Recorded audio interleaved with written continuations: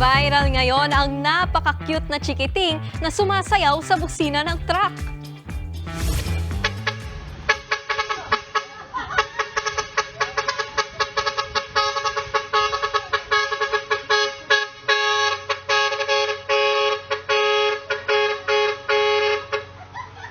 Sabay na sabay sa busina ang pagkembot ng batang yan sa Alabat, Quezon. Tila naaliw din sa kanya ang nagmamaneho ng truck. Huminto pa nga raw sila para panoorin ang sumasayaw na chikiting. Maraming netizens sa TikTok ang naaliw din dyan at tinawag na nga nila itong Truck Dance Challenge.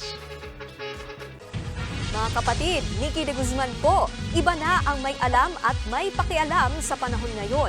Para sa tuloy-tuloy na balitaan sa Frontline kahit weekend, mag-follow at mag-subscribe sa social media pages ng News 5.